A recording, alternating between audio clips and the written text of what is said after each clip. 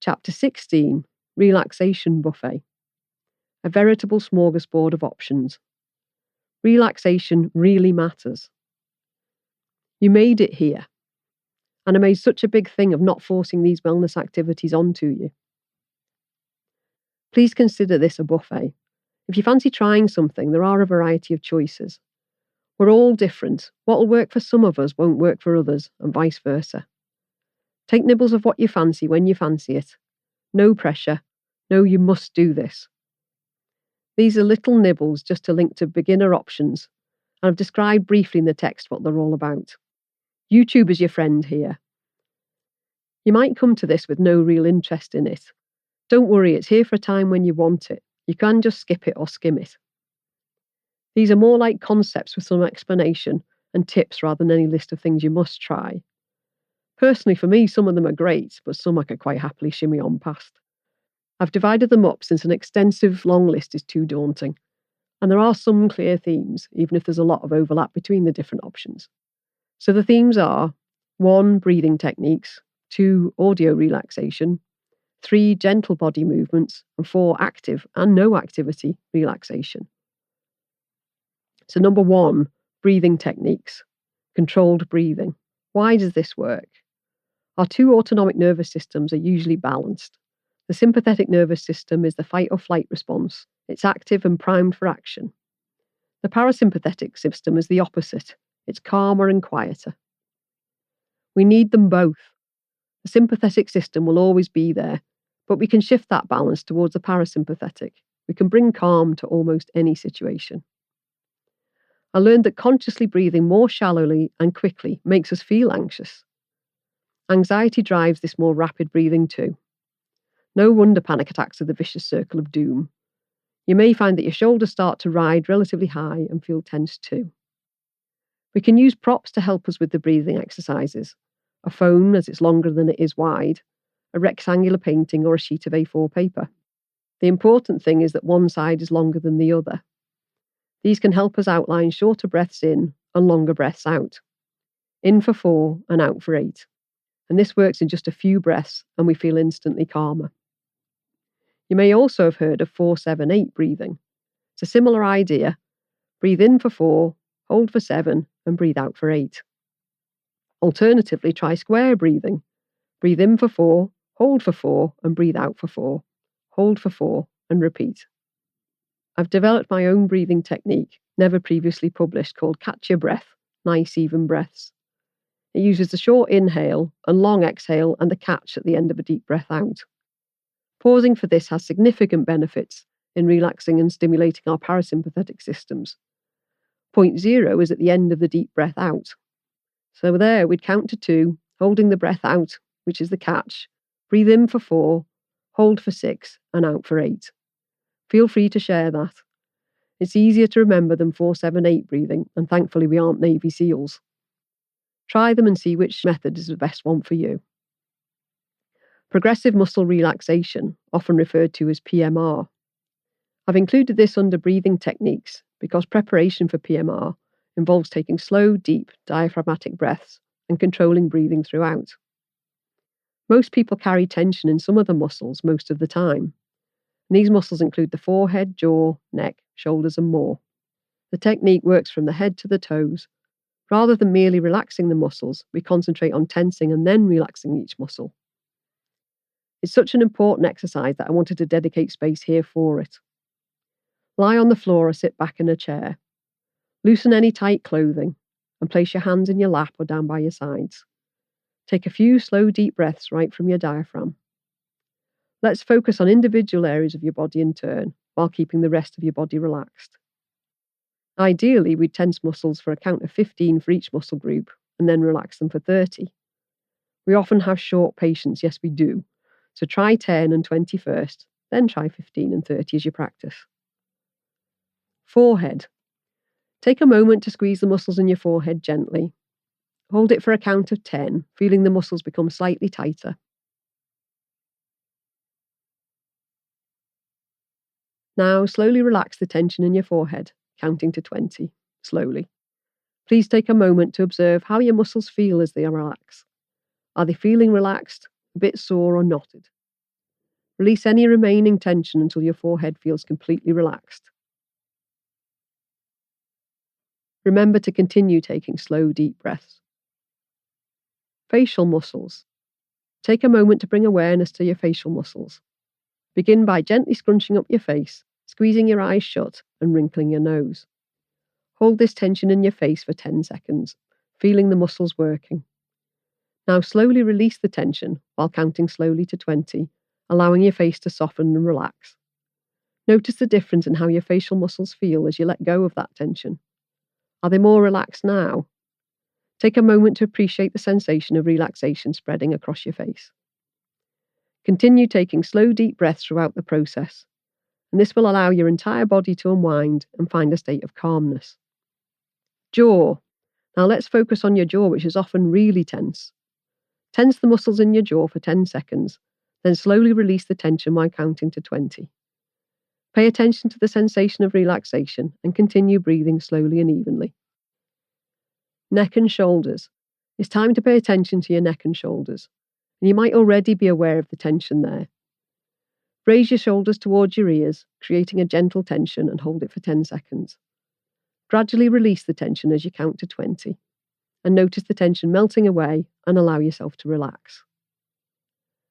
Arms and hands. Let's focus on your arms and hands. Slowly clench both hands into fists, pulling them towards your chest, and hold the tension there for 10 seconds. Squeeze as tight as you comfortably can. Then gradually release the tension while counting to 20. Take a moment to appreciate the relaxation spreading through your arms and hands. Buttocks. Let's move our attention to your buttocks. We don't think of these as having tension, but they are very big muscles. Over 10 seconds, gently increase the tension in your buttocks. Then slowly release the tension over 20 seconds, feeling the tension melting away. And remember to maintain a slow and even breathing pattern. Legs. Now let's focus on your quadriceps and calves. Again, these are big muscles. Take your time to gradually increase the tension in these muscles over 10 seconds, squeezing them as hard as possible without discomfort. Then gently release the tension over 20 seconds, allowing the tension to melt away. Feel the soothing sensation of relaxation in your legs. Feet. Lastly, we'll pay attention to your feet and toes. Slowly increase the tension in these muscles, tightening them as much as possible, then slowly release the tension while counting to 20, noticing all the tension melting away.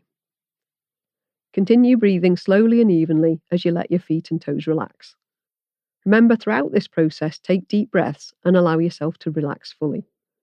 Enjoy the feeling of relaxation sweeping through your body. Carry on breathing slowly and evenly. With time and practice, you'll be able to perform this process quickly to induce a wave of relaxation throughout your body. Hopefully you had a go and are already feeling calm. If things get a bit full on, you can do this on your own nearly anywhere. 2. Audio relaxation. Our favourite music is often very relaxing.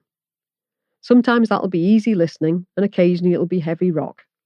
Sometimes it'll be a bit sad, surprisingly, and sometimes uplifting, and that's your choice. They are even more effective if combined with dancing or any other body movement. We can't see you dancing, so just go for it, and even if we could, go for it anyway. We should refrain from discounting these simple pleasures and jumping straight into wellness therapies. But there are some rather weird sounding options if you want to try something different. So let's take a look. Coloured noise. Seriously, it sounds like I've been taking some sort of hallucinogenics. Most of us have heard of white noise, that wall of background static-like noise. You can't pick any specific sound out in it. And it helps babies to sleep, which of course is a good thing, and can help us to relax too. There are other colours of sound too, and they're analogous to the spectrum of light, but not exactly. Some sites have snippets of each of these, like the colours of noise on Wikipedia, which has a huge website address, and YouTube, which has videos with images as well. So what colours are there in noise? White, which we're already aware of, a wall of sound with the same amplitude at every frequency. It can induce sleep, but there might be better options for sleep or relaxation.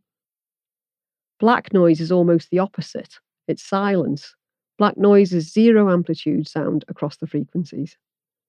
Brown noise is best, apparently, for sleep and relaxation.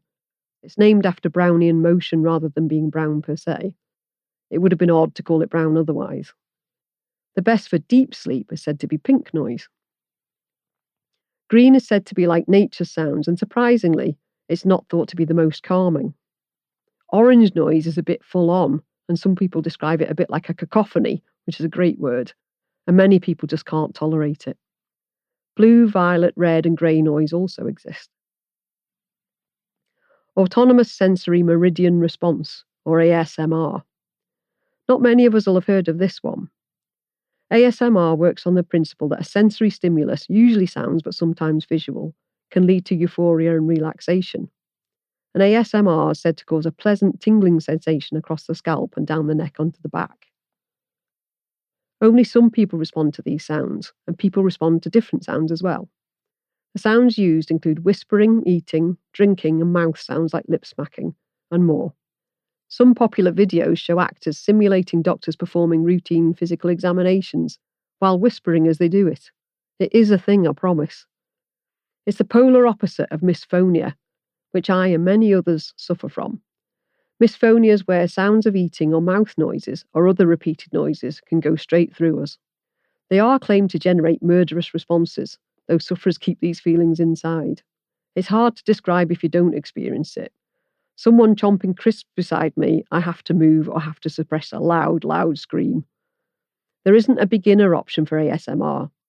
YouTube brings up a selection of videos, and it's worth seeing what speaks to you or appeals to you. The videos can be very long, some of them are up to 3 hours or more. Much longer ones even than that are out there, but don't knock it, there are folks making millions from this. Binaural beats and brainwave sounds. The theory is that listening to these sounds will induce the state we want, relaxed and calm. Binaural beats. So binaural refers to the two ears. These beats are where the two tones enter our ears, one in each ear, and the brain then creates a third tone between them, and that's the one that we hear called the binaural tone. There are audio recordings and YouTube videos of these, which are generally quite long. They are quite good for relaxing or switching off, and I've used them to concentrate and focus, and they've actually helped. Brainwave sounds. These mimic the natural electrical waves of our brain. We always have electrical activity going on, even when we're asleep. Only in brain death does this stop, though it can be dampened by medications or illness. The trace is rarely a pure type of wave in real life. In most circumstances, one waveform will likely predominate.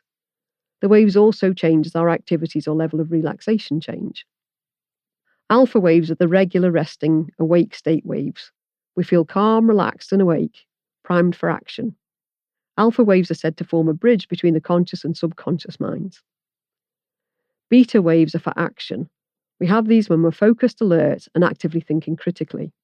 However, beta waves are not created equal, and they range from a relaxed state to an alert one, and then on to over-anxious and hyper-alert. Delta waves occur in deep sleep. They are the lowest frequency waves, often found in videos to promote calm. Gamma waves are where we must use many brain areas simultaneously. Theta waves are for meditation, daydreaming, and internal focus. They are for that area between wakefulness and sleep. Patients having hypnotherapy tend to show mainly theta waves. These are pretty slow waves. Spotify and YouTube have lots of options for this. 3. Gentle body movements. Gentle movements can be relaxing, and particular flows or postures have been singled out as the most relaxing. Are you jealous of the folk doing Tai Chi in the park? Me too, so try it out. Restorative yoga. This form of yoga differs from the flows of those balanced, uncomfortable-looking poses you might know.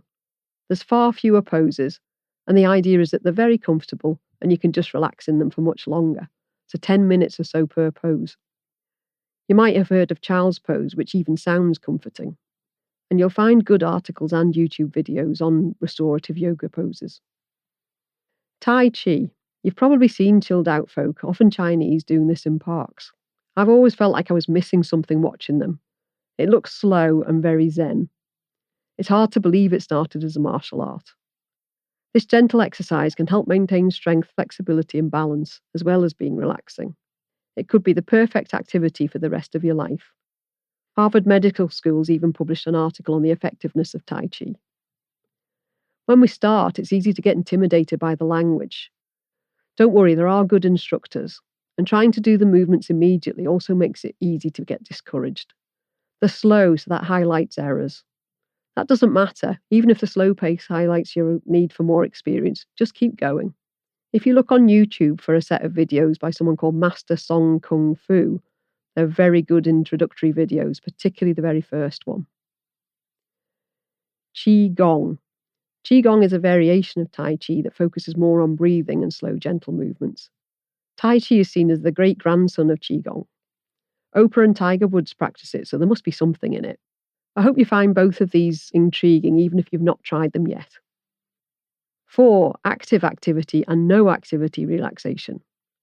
We've looked at white and black noise as all sounds or no sound. There's something similar in how activity can help us relax. Classical meditation acts like the black, where we suppress activity and thoughts. If something intrudes, we just let it float on by, and we actively try not to do anything and to allow our minds to calm. Meditation lets us connect to the present.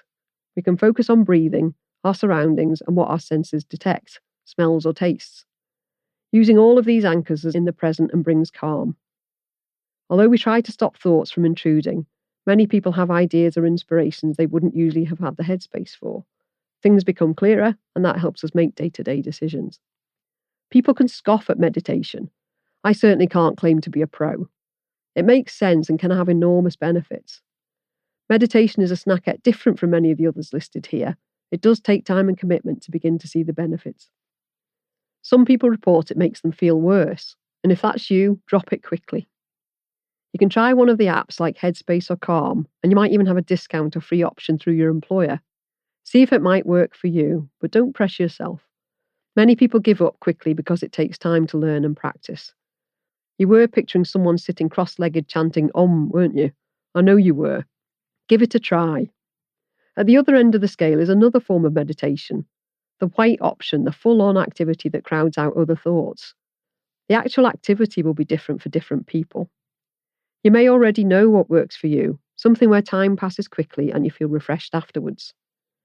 For you, that might be dancing, singing, or intricate model building. It could be anything that requires your complete focus. Running is particularly popular in my specialty of A&E. I struggled to understand this at first, and I'm the only non-runner in the group. I thought running might generate endorphins to bring calm, but it would be a period alone with just your thoughts. And I couldn't be more wrong. Focusing on breathing, taking in surroundings, and having headspace all contribute to a meditative experience. I know that my colleagues and others who run need to run and suffer withdrawal symptoms if they don't. The endocannabinoids generated by running once you hit your stride are also a big positive aspect of running, and there's more evidence for these than there is for endorphins. When entirely focused on something, you don't ruminate on other things. You'd think there was no space left for being present. It turns out that there is. You'll often find that you have calm and new ideas while you're doing these activities. You can think about what you get completely absorbed in, and it's different for everyone. Do some of that and see how you feel during and afterwards. Do you think it was helpful? So that's all the buffet options. Other activities like journaling have benefits similar to these listed and require a commitment to be performed regularly. Have you heard that misattributed quote from Einstein? If something's not working, do less of it. If something is working, do more of it. And if nothing's working, try something completely different. And that makes sense. Trying something different might be life-changing. So that's a list of some of the options. There are many, many more, but this was just a list for you to dip your toe into to try some potential ideas. Good luck trying them, and remember there's no pressure. If they give you ruled paper, write the other way. Juan Ramon Jimenez. Well-behaved women seldom make history. Laurel Thatcher Ulrich.